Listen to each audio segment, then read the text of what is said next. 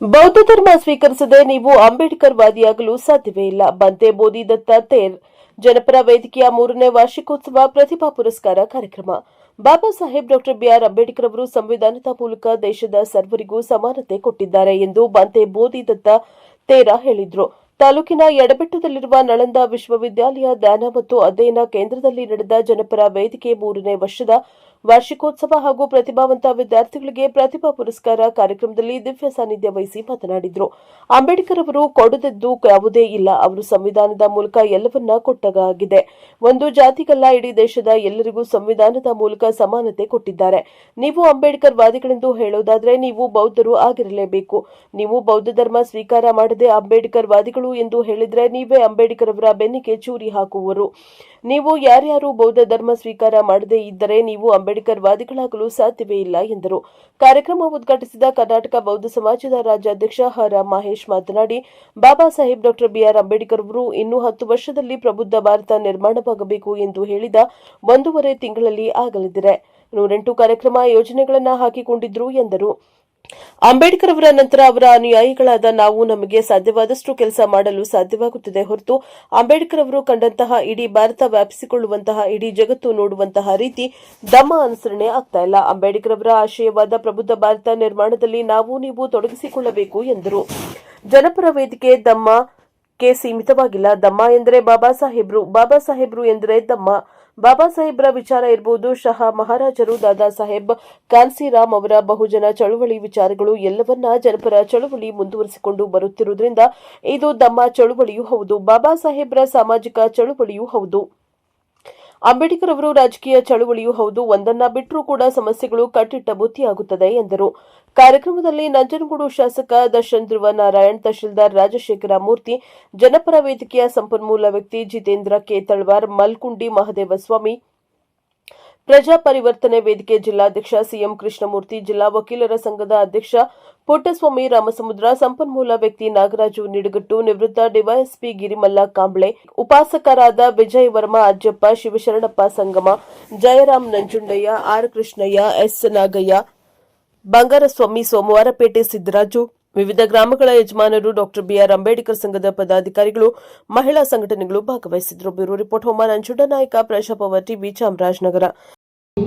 ನಾನಾ ಸ್ಥಳಗಳು ಭಗವಾನ್ ಬುದ್ಧರು ಎಲ್ಲಿ ಓಡಾಡಿದ್ರು ಆ ಎಲ್ಲ ಸ್ಥಳದಲ್ಲಿ ನಮ್ಮ ವೇದಿಕೆ ಕರ್ಕೊಂಡೋಗಿ ಈ ಒಂದು ದರ್ಶನವನ್ನು ಮಾಡಿರ್ತಕ್ಕಂಥದ್ದು ನಮ್ಮ ವೇದಿಕೆ ಆಗಿದೆ. ಉತ್ಸವ ಕಾರ್ಯಕ್ರಮ ಜನಪರ ವೇದಿಕೆ ಅಂತ ಹೇಳಿ ಟೆಲಿಗ್ರಾಮ್ ಅಲ್ಲಿ ಆರಂಭ ಆದಂತಹ ದಿನಗಳಿಂದ ಕೂಡ ಜನಪರ ವೇದಿಕೆಯ ಕುಟುಂಬದ ಜೊತೆಗೆ ನಾನು ಕೂಡ ಒಬ್ಬ ಸದಸ್ಯನಾಗಿ ಜೊತೆಗಿದ್ದೀನಿ. ಸಾಧ್ಯವಾದಷ್ಟು ದಿನ ಆ ಜನಪರ ವೇದಿಕೆಯಲ್ಲಿ ಮಾತಾಡಿದ್ದೀನಿ ಅಥವಾ ಭಾಗವಹಿಸಿದ್ದೀನಿ. ಹೆಚ್ಚು ತೊಡಗಿಸ್ಕೊಳ್ಳೋಕ್ಕಾಗದಿದ್ರೂ ಕೂಡ ಒತ್ತಡದ ಸಂದರ್ಭಗಳಲ್ಲಿ ಒಟ್ಟಾರೆ ಜನಪರ ವೇದಿಕೆಯ ಅಷ್ಟು ಕಾರ್ಯಕ್ರಮಗಳನ್ನು ಮಾನ್ಯ ಚಂದ್ರಶೇಖರ್ ಸರ್ ಅವರು ಮತ್ತು ದೊಡ್ಡ ತಂಡ, ಇಡೀ ತಂಡವೇ ಇದಕ್ಕೊಂದು ತುಮಕೂರು ಕರ್ನಾಟಕ ಬೇರೆ ಬೇರೆ ಜಿಲ್ಲೆ ಇರ್ತಿಲ್ಲ, ಕರ್ನಾಟಕ ರಾಜ್ಯದ ಚಾಮರಾಜನಗರದಿಂದ ಬೀದರ್ ತನಕ ಎಲ್ಲ ಜಿಲ್ಲೆಯ ಬುದ್ಧ ಬಾಬಾ ಸಾಹೇಬ್ ಅನುಯಾಯಿಗಳು ಈ ಜನಪರ ವೇದಿಕೆಯಲ್ಲಿ ಸಕ್ರಿಯವಾಗಿ ಪಾಲ್ಗೊಂಡು ನಿರಂತರವಾಗಿ ನಡೆಸ್ಕೊಂಡು ಬರ್ತಾ ಇದ್ದಾರೆ. ಹಾಗಾಗಿ ಮೊಟ್ಟ ಮೊದಲನೇದಾಗಿ ಒಂದು ಸಂಘವನ್ನ, ಒಂದು ವಿಚಾರವನ್ನ ವರ್ಷ ಪೂರ್ಣವಾಗಿ ನಿರಂತರವಾಗಿ ನಡೆಸ್ಕೊಂಡು ಬರ್ತಕ್ಕಂಥದ್ದು ಬಹಳ ಕಷ್ಟ. ಬಟ್ ಅದನ್ನ ಕಷ್ಟ ಸಾಧ್ಯ ಮಾಡಿರ್ತಕ್ಕಂಥ ಜನಪರ ವೇದಿಕೆಯ ಎಲ್ಲ ಸೋದರ ಸೋದರಿಯರಿಗೆ ಮೊದಲನೇದಾಗಿ ಕೃತಜ್ಞತೆಗಳನ್ನ, ಧನ್ಯವಾದಗಳನ್ನ ಅರ್ಪಿಸ್ತೀನಿ.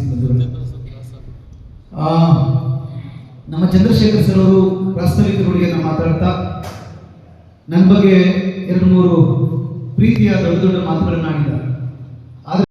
ವರ್ಷದ ವಾರ್ಷಿಕೋತ್ಸವ ಕಾರ್ಯಕ್ರಮಕ್ಕೆ ಬಂದಿರುವ ಎಲ್ಲ ವೇದಿಕೆ ಮೇಲಿರುವ ಗಣ್ಯರೇ ಮತ್ತು ಮುಂದೆ ಕುಳಿತಿರುವ ಎಲ್ಲ ಗಣ್ಯರೇ, ಉಪಾಸಕ ಮತ್ತು ಉಪಾಸಕರ ಎಲ್ಲರಿಗೂ ಬುದ್ಧ ಧರ್ಮ ಸಂಘದ ಆಶೀರ್ವಾದಗಳು, ಶುಭ ಹಾರೈಕೆಗಳನ್ನ ಹಾರೈಸುತ್ತಾ ಕೆಲವು ನಿಮಿಷಗಳ ಕಾಲ ಭಗವಾನ್ ಬುದ್ಧರ 2 ಬಹಳ ಮುಖ್ಯವಾದ ವಿಷಯಗಳನ್ನ ನಿಮ್ಮ ಮುಂದೆ ಇಡಬೇಕು ಅಂತೇಳಿ ಇಚ್ಛೆ ಪಡ್ತೇನೆ. ಈಗಾಗಲೇ ಆರ್ ಮಹೇಶ್ ಅವರು ಸಾಕಷ್ಟು ವಿಷಯಗಳನ್ನ ಹೇಳಿದ್ದಾರೆ. ನಿಮ್ಗೆಲ್ಲರಿಗೂ ಸಂಪೂರ್ಣ ಅರ್ಥ ಆಗಿದೆ ಅಂತ ನಾನು ಭಾವಿಸ್ಕೊಳ್ತೇನೆ. ನನಗೆ ಸ್ವಲ್ಪ ಒಂದು ಹೆಜ್ಜೆ ಮುಂದೆ ಹೋಗಿ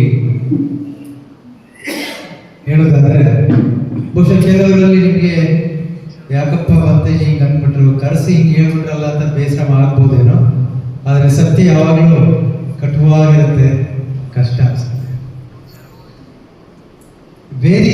ಇಲ್ಲಿರುವ ಎಲ್ಲ ಗಣ್ಯರು ನನ್ನನ್ನು ಸೇರಿ ಮತ್ತು ಮುಂದೆ ಕುಳಿತಿರುವವರೆಲ್ಲರೂ ಅಂಬೇಡ್ಕರ್ ವಾದಿಗಳು ಅಂತ ನಾನು ಭಾವಿಸ್ಕೊತೀನಿ. ಭಾವಿಸ್ಕೋಬೋದಾ ಇಲ್ವಾ?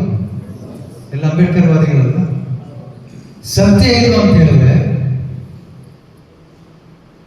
ಎಲ್ಲವನ್ನೂ ಬಾಬಾ ಸಾಹೇಬ್ ಅಂಬೇಡ್ಕರ್ ಅವರಿಂದ ಪಡೆದಂತ ನೀವು ಕೊನೆಗೆ ಎಲ್ಲಿವರೆಗೆ ಅಂತಂದ್ರೆ, ದಮ್ಮನ ಅರ್ಥ ಮಾಡ್ಕೊಳ್ಳಿ ಅಂತೇಳಿ ಬಾಬಾ ಸಾಹೇಬ್ ಅಂಬೇಡ್ಕರ್ ಅವರು ಪಾಲಿ ಭಾಷೆಯ ಒಂದು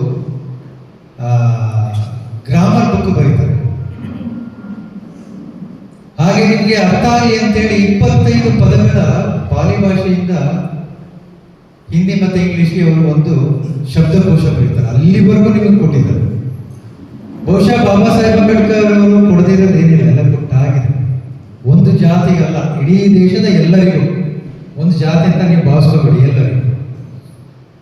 ನೀವು ಯಾರಾದ್ರೂ ನೀವು ಅಂಬೇಡ್ಕರ್ ವಾದಿಗಳು ಅಂತ ಹೇಳುವುದಾದ್ರೆ ನೀವು ಬೌದ್ಧರಾಗಿರ್ಲೇಬೇಕು.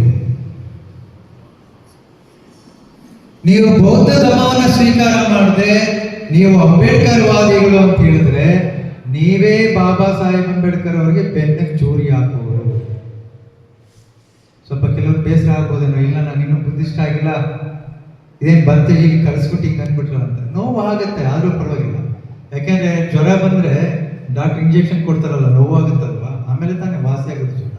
ಅದಕ್ಕೆ ಹೇಳ್ತಾ ಇದ್ದೀನಿ, ನೀವು ಯಾರಾದ್ರೂ ಬೌದ್ಧ ಧರ್ಮನ ಸ್ವೀಕಾರ ಮಾಡದೆ ಇದ್ರೆ ನೀವು ಅಂಬೇಡ್ಕರ್ ವಾದಿಗಳಾಗೋ ಸಾಧ್ಯನೇ ಇಲ್ಲ.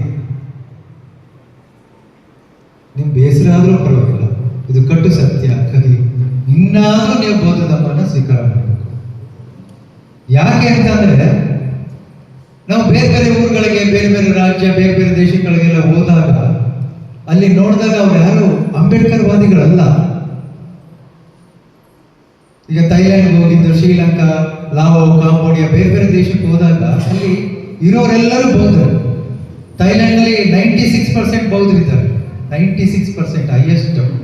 ಅದು ಬಿಟ್ಟರೆ ನೆಕ್ಸ್ಟ್ ಹೈಯೆಸ್ಟ್ ಅಂತಂದ್ರೆ ಮಾಂಗೋಲಿಯಾ 98% ಇದ್ದಾರೆ. 98% ಬುದ್ಧಿಸ್ಟ್ ಇದೆ. ಅವ್ರು ಯಾರು ಅಂಬೇಡ್ಕರ್ ವಾದಿಗಳಲ್ಲ, ಆದ್ರೂ ಅವರು ಬೌದ್ಧರು. ಬಾಬಾ ಸಾಹೇಬ್ ಅಂಬೇಡ್ಕರ್ ಬಗ್ಗೆ ಗೊತ್ತೇ ಇಲ್ಲ ಅವರಿಗೆ. ಬಾಬಾ ಸಾಹೇಬ್ ಅಂಬೇಡ್ಕರ್ ಅವರಿಂದ ಏನನ್ನೂ ಪಡ್ಕೊಂಡಿಲ್ಲ ಅವರು, ಆದ್ರೆ ಅವರು ಬೌದ್ಧರಾಗಿದ್ದಾರೆ. ಸುಮಾರು ವರ್ಷಗಳ ಹಿಂದೆ ಇಡೀ ಜಪಾನ್ ದೇಶದ ಬಹುದೊಡ್ಡ ಬೌದ್ಧ ಭಿಕ್ಕು, ಇಡೀ ದೇಶಕ್ಕೆ ಬಹಳ ದೊಡ್ಡ ಬೌದ್ಧ ಭಿಕ್ಕು, ಝೆನ್ ಬುದ್ಧ ಧರ್ಮಕ್ಕೆ ಅತ್ಯಂತ ದೊಡ್ಡ ಭಿಕ್ಕು ಶೋಧೋ ಹರದ ರೋಷಿ ಅಂತೇಳಿ ಅವರು ಬೆಂಗಳೂರು ಬಂದಾಗ ನನ್ನನ್ನು ಕಳಿಸ್ಕೊಟ್ಟಿದ್ರು, ಅವ್ರನ್ನ ಕರ್ಕೊಂಡು ಬನ್ನಿ ಅಂತ. ಅವ್ರಿಗೆ ಅವ್ರ ಭಾಷೆ ನನಗೆ ಅರ್ಥ ಆಗಲ್ಲ, ನಾ ಇಂಗ್ಲಿಷ್ ಅವ್ರಿಗೆ ಬರ್ತಿರ್ಲಿಲ್ಲ, ನಮ್ಗೆ ಜಪಾನ್ ಭಾಷೆ ಬರ್ತಿರ್ಲಿಲ್ಲ. ಬಂದ ತಕ್ಷಣ ಅವರು ಕೈ ಮುಗಿದು ಅರ್ಧ ತಲೆ ಬಗ್ಸಿ ಜೈ ಭೀಮ್ ಅಂತ ಅಂದ್ರು. ನನ್ಗೆ ಆಶ್ಚರ್ಯ ಆಯ್ತು, ಜಪಾನ್ ಅವ್ರು ಯಾಕಪ್ಪ ಜೈ ಭೀಮ್ ಅಂತಾರೆ? ನಮ್ಮಲ್ಲಿ ಬಹಳ ಓದಿರೋರು, ದೊಡ್ಡ ದೊಡ್ಡ ಅಧಿಕಾರಿಗಳು, ತುಂಬಾ ದೊಡ್ಡವರು ಜೈ ಭೀಮ್ ಅಂದ್ರೆ ದೂರ ಹೋಗ್ಬಿಡ್ತಾರೆ, ಮನೆಗೆ ಸೇರಿಸಲ್ಲ ನಮ್ಮ. ಆದ್ರೆ ಜಪಾನ್ ದೇಶದ ದೊಡ್ಡ ಬೌದ್ಧ ಭಿಕ್ಕು, ಇಡೀ ದೇಶಕ್ಕೆ ದೊಡ್ಡ ಗುರುಗಳು, ಶೋಧೋ ಹರದ ರೋಷಿ, ನೀವು ಇಂಟರ್ನೆಟ್ ಅಲ್ಲಿ ನೋಡಿ, ಶೋಧೋ ಹರದ ರೋಷಿ, ಬಹಳ ದೊಡ್ಡ ಬೌದ್ಧ ಭಿಕ್ಕು. ಅವ್ರು ಬಂದು ಜೈ ಭೀಮ್ ಅಂದಾಗ ಅವ್ರ ಜೊತೆ ಕೆನಡಾದವರು 2-3 ಜನ ಬೌದ್ಧ ಭಿಕ್ಕುಗಳಿದ್ರು, ಕೆನಡಾದವರು. ಅವ್ರು ಕೇಳಿದ ಇಂಗ್ಲಿಷಲ್ಲಿ, ಇವ್ರು ಯಾಕೆ ನಮ್ಗೆ ಜೈ ಭೀಮ್ ಅಂತ ಇದ್ದಾರೆ? ನಿರಂತರ ದಾನ ಅಂತ. ಇಲ್ಲಿ ಬಂದವ್ರಿಗೆ ಯಾವತ್ತೂ ಊಟ ಇಲ್ಲ ಅಂತಾರೆ. ಸಿದ್ದರಾಜ ಹೇಳಿದ್ರು 24 ಗಂಟೆನೇ ಇಲ್ಲಿ ಅನ್ನ ಬೇಯಿಸ್ತಾರೆ. ಭಗವಾನ್ ಬುದ್ಧರು ಹೇಳಿದ್ದಾರೆ, ಹೊಟ್ಟೆ ಹಸ್ಕೊಂಡಿರೋರಿಗೆ ಉಪದೇಶ ಮಾಡಬೇಡಿ, ಇಲ್ಲಿ ಬಂದವರು ಮೊದಲು ಊಟ ಮಾಡಬೇಕು, ಆಮೇಲೆ ಪ್ರವಚನ ಕೇಳಬೇಕು, ಧ್ಯಾನವನ್ನು ಮಾಡಬೇಕು ಅನ್ನೋ ಉದ್ದೇಶ.